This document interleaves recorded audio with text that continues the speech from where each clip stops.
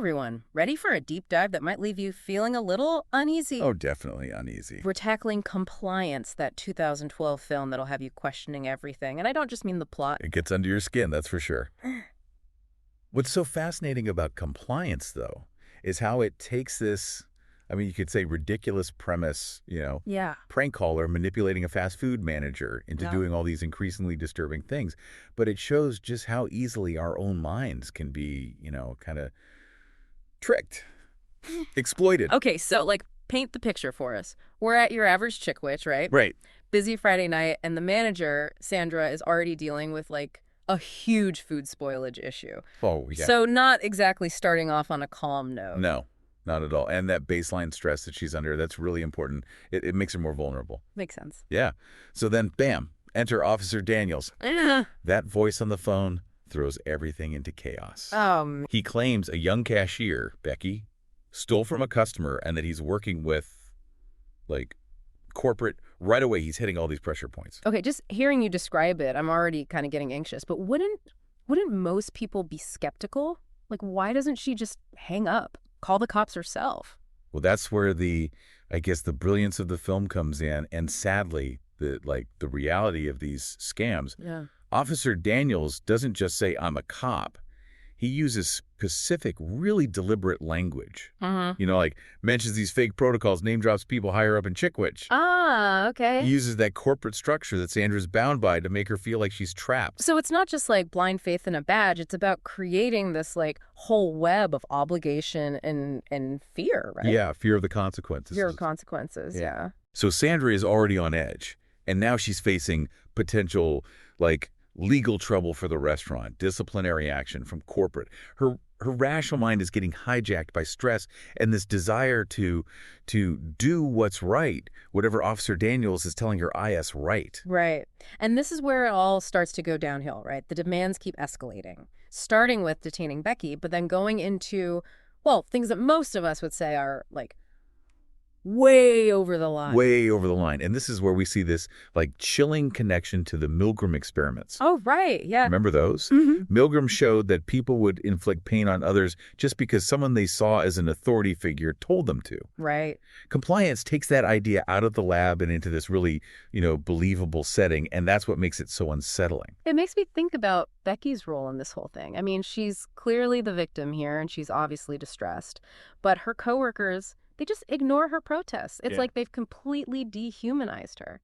It's the bystander effect. The more people there are involved, the less any one person feels personally responsible for stepping in. Makes sense. Plus, they've already bought into Officer Daniels as the real deal. So to them, Becky's just some guilty teenager ranting. So we've got Sandra trapped by this idea of authority, her own sense of duty, and her coworkers are basically frozen by the bystander effect. It's this awful recipe for disaster.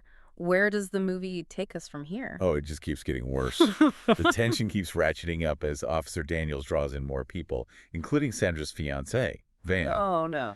And this is where we see the foot in the door technique, in full force. Okay, break that down for us. What does foot in the door mean exactly? It's a classic manipulation tactic. You start with a small request, something that seems totally reasonable.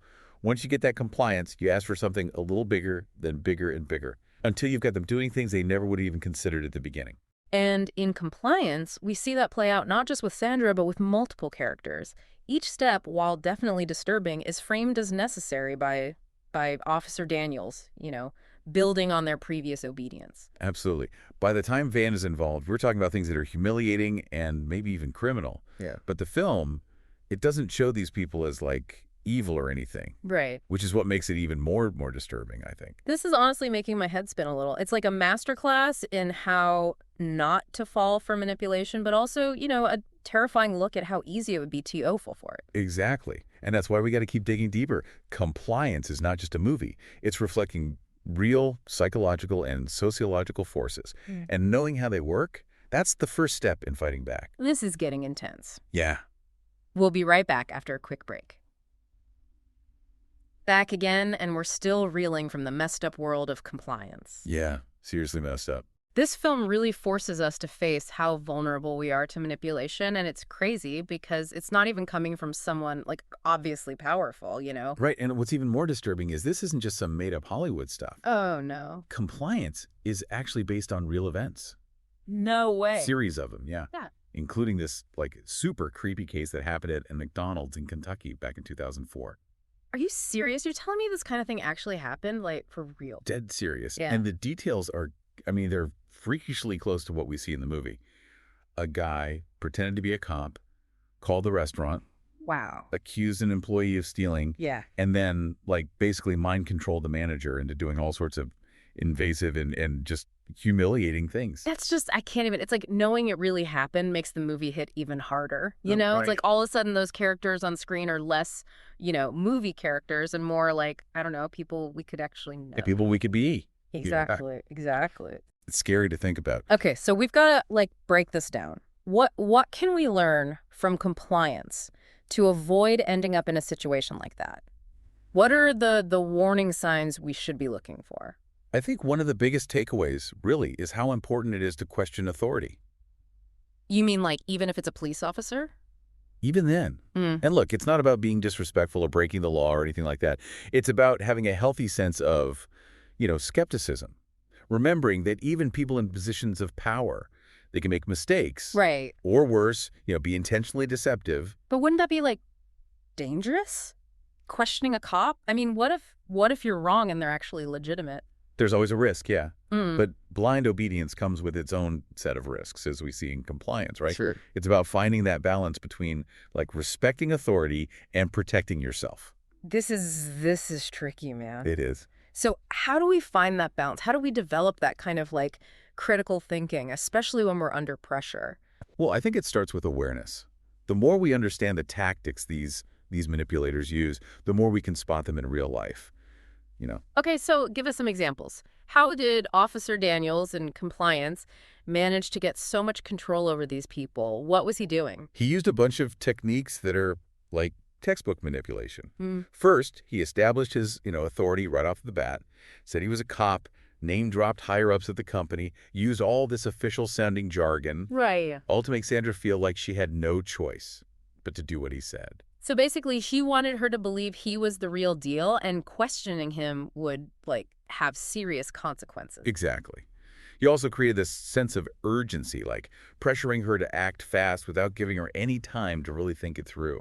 And didn't he, like, keep escalating the situation, pushing Sandra further and further out of her comfort zone with each new demand? Oh yeah, classic manipulation tactic. It's called foot in the door. Yeah. You start small with something that seems reasonable, and once you get them to comply, you raise the stakes, little by little, leading them down this path they never would have imagined. It's just so sneaky because each step, although disturbing, is presented as like, this is necessary, Well- this is justified, and it's building on their previous obedience. Right, exactly. So besides questioning authority and being aware of these like mind games, are there any other things we can do to protect ourselves? Yeah, definitely. One of the most important is to try to get some independent verification. Yeah. Like in the movie, Sandra could have easily stopped things from escalating by just calling the police department or the corporate office herself to check if the caller was legit. Right, that makes sense. But I can imagine like in that moment, it's hard to think straight when you're stressed and under pressure. Absolutely. That's why it can help to kind of have a plan in place beforehand, like a mental checklist of what to do if you find yourself in a situation that just feels off. So like, if someone calls claiming to be in charge and starts making demands, I will. Yep, exactly. Having a plan can help you stay calm and rational even when things are getting crazy. Okay, so we've got questioning authority, recognizing those manipulation tricks, trying to get independent confirmation, and having a plan. Anything else we can add to our arsenal? Trust your gut. If something feels wrong, it probably is. Don't ignore those instincts. It's like so many of us have been taught to second guess ourselves, especially when it comes to people in authority. It's true, but it's important to remember you always have the right to say no. Even if the person's claiming to be a cop or some other authority figure, you can refuse to do something if you feel it's wrong or unsafe. That's powerful. You're saying we need to take back our own sense of agency in those situations. Yes. And remember, real authority figures will understand and respect your need to double-check or get some clarification. If they get all defensive or try to pressure you even more, That's a huge GE red flag. My mind is blown. I'm looking at the world a little differently now. That's the power of understanding these psychological things. Once you see them, you can start to break them down and protect yourself from becoming a victim. And that's what makes compliance so powerful, right? It makes us confront these uncomfortable truths about human nature and think about how we can make better choices when faced with manipulation. Absolutely. Knowledge is power, and understanding how manipulators work can empower us to make smarter decisions and live better lives. But still, that question just sits there. If we were in the same boat, at what point would we start questioning? How do we build up that resistance to manipulation? It's a question we all need to ask ourselves, and honestly, there's no easy answer. But talking about it, like we're doing now, is a good start. So having these conversations, sharing our thoughts and experiences, that makes us more aware and more prepared. Exactly. And by looking at films like Compliance, we can turn a really messed up story into a valuable lesson. We're back, still kind of deep in the unsettling world of compliance. Yeah, it's a film that sticks with you, that's for sure. It really makes you think, like, how susceptible are we to being manipulated, even when it seems totally ridiculous? It's easy to watch and be like, nope, not me. I'd never fall for that. But, the thing is, these tactics, they work because they're tapping into, like, our deepest psychological wiring. It's like the film's showing us our blind spots, the parts of us that want to believe, Yeah. that trust authority, the parts that are afraid to make waves. Exactly. And those very human impulses, that's where manipulators find their way in. Right. What's so effective about Compliance is that the characters aren't portrayed as, like, dummies or pushovers. Right, exactly. That makes it even more, well, disturbing. I've been wrestling with this question the whole time we've been talking. Like, where's the line between respecting authority and just blindly obeying? How do we, build up that internal alarm system, the one that goes off when something's truly wrong? That's the million-dollar question, isn't it? And there's no simple answer. But one thing Compliance shows us is that manipulation thrives in isolation. Oh. Think about how Officer Daniels keeps everyone separated. He doesn't want them comparing notes, questioning his story. That's so true. He even uses that isolation as a weapon, turning people against each other, making them doubt themselves. So if we're talking about building resistance to this kind of manipulation, I think it starts with connection, having open communication with people you trust. Friends, family, people at work. Exactly. Creating spaces where it's safe to question things, share doubts, get a reality check. Like having people you can bounce things off of, be like, hey, is this normal? Right. Because sometimes it's that outside perspective that helps us break out of the manipulator's, spell. We need those voices to remind us of our own values, our boundaries, when someone's trying to erase them.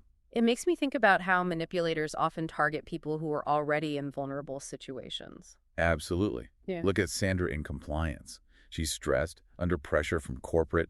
The situation's already chaotic. Right. All of that makes her more susceptible to, falling for Officer Daniels. To his game, yeah. So it's not just about being, smart or strong-willed. It's recognizing that certain situations make us all more vulnerable. And being extra cautious in those moments. Which is where self-awareness comes in. Knowing your own, triggers, what makes you tick, that can be powerful. For sure. If you know you tend to crumble under pressure, practice standing up for yourself.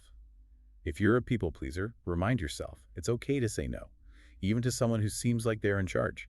This whole deep dive has been a real eye-opener. I went into this thinking Compliance was just, a shocking story, but it's really like a guide to understanding how these subtle forms of manipulation work and how to fight back. That's a great way to put it. It's not an easy film to watch, but it's an important one. So before we wrap up, what's the one thing you want our listeners to take away from this? The most powerful weapon against manipulation? What would you say it is?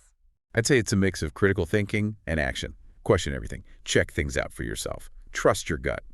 And never, ever be afraid to say no.